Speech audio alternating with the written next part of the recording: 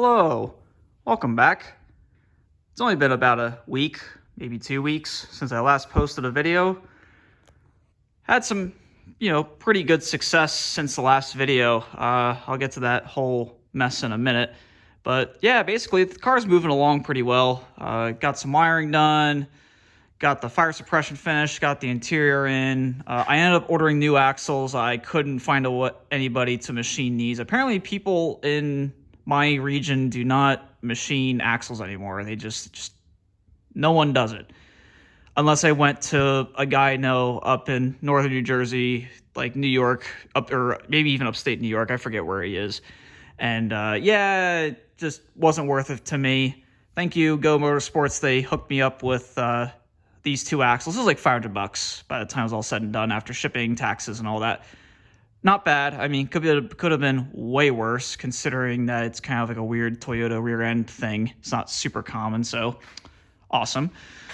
I did, after my 20 minutes of complaining about paint work and how I absolutely hate paint work, I give all the credit in the world to all the guys who do body work every day. I was able to succeed with a little bit of painting. Now, that paint booth that I kind of showed a little bit is where I painted this stuff, because I realized that as I was painting it, you'd spray outside, and I guess part of the problem, I'm sure you already know, is you'll spray it, gust of wind comes, just takes the paint away.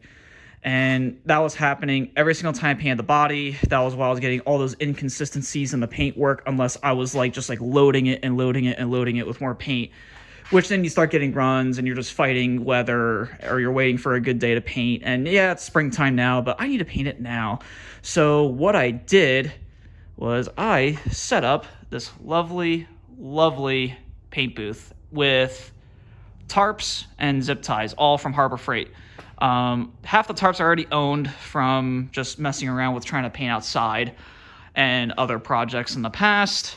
However, this time around, I just had to buy one more tarp. Actually, I'm going to do a quick walk over here. You can see I have my body cart, I call it, just kind of sitting there, because I've got it flipped over, because I am actually doing the final paint work on the inside. I just wanted to spray the inside flat black, because it got white all over it.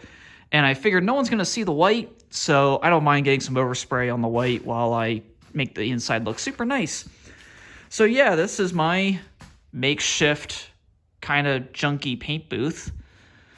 And what's nice is that I could take this door while I'm painting, or after I'm done painting, I could actually open it. And the tarp is mostly tied off. It's kind of loose over here. But essentially I could open it up and also open that door over there, and I could just let everything air out. I mean, I was still, breathing a ton of fumes, I'm sure. But, hey, that's what masks are for. And yeah, that's essentially it. It was pretty basic. It took me about maybe hour and a half, 2 hours total between trying to get everything initially set up, figure out what I want to do, go buy a tarp, come back, and then, finish getting everything set up. It's actually worked super well. What I did was I used my 10,000 pound 2 posts car lift. And I basically I raised it all the way up. And I then went ahead and I laid this tarp out.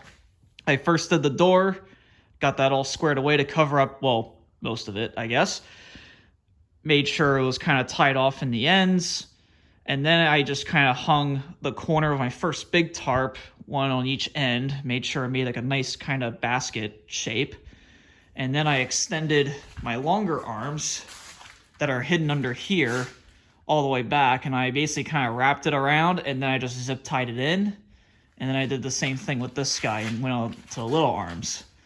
Now you'll see that I ended up having a little bit of extra tarp. I could have gone a little bit further, but honestly, it hit with that whole setup in there and painting fenders. This worked super, super well. And it didn't take a stupid long time to set up. I'm sure taking this down will be minutes, maybe. Especially with how slow it can be sometimes. It's still going to be super easy. And I was able to set up to where I could take these short arms here, and I could actually fold them in for smaller parts to make sure that nothing got on the floor here. But honestly, like besides like when I did a bumper like right on here, it still didn't even overspray over here. Like the closest of the overspray that I see, it's a little bit covered up right now, but it got to like here. But most of this was when I decided to sand the hood, because the hood used to be a flat black and I wanted it to match the semi-gloss black or hot rod black that I ended up going with. And I just think it came out really good. Yeah, there's the hood up there hiding on the shelf. I didn't want to kick it by accident. But yeah, I'm really excited. This car is going for wrap in, I want to say, 5 days. So today's Wednesday night. Oh, so a week from now, actually, because it's going there Wednesday next week. So yeah, that's pretty much it for the update. Still no motor. I'm still waiting for my guy to call me saying, hey, the motor's done, it's on the way. I'm hoping it shows up. My first race is on the 12th, like I said in the last video. But yeah, I mean, everything else is all cleaned up. The car, I mean, the back end wiring still has to get fixed. Well, not fixed, just has to be reattached. The belts just have to be kind of cleaned up. The interior is pretty much done, actually. The fire suppression is fully in. Interior is fully in. Belts are in. Steering I didn't even touch. All the interior wiring is all done. I decided to go through and kind of tidy it up because it was like a rat's nest in here. I don't know what the previous owner was doing. I mean, it's still kind of a rat's nest in some spots. Like I still have some like taped off ends there and such. But besides that, it's pretty clean. For a race car, you know, it's kind of to be expected. You're going to have some kind of not so perfect wiring, which that's totally okay for what this is. It's perfectly safe to me and everybody else, hopefully. And yeah, now I'm just waiting for like little knick-knack stuff. I'm waiting for like a brake hose to tie the master cylinder back here, because the line I had, I guess it was not rated for. It was like sweating brake fluid. It was kind of weird. Like it didn't like swell. I thought like a not defective, but like the wrong material would like swell or melt or do something crazy. But no, it just sweated brake fluid for whatever reason. Just I guess the pores weren't like small enough or something. So I went ahead and bought a new little hose for that. And that's really it. Like I don't have a whole lot of updates for this one. Just wanted to show off these beautiful, beautiful fenders that look excellent on camera. Maybe not great on on your eyeballs in person, within 10 feet. But hey, you know what?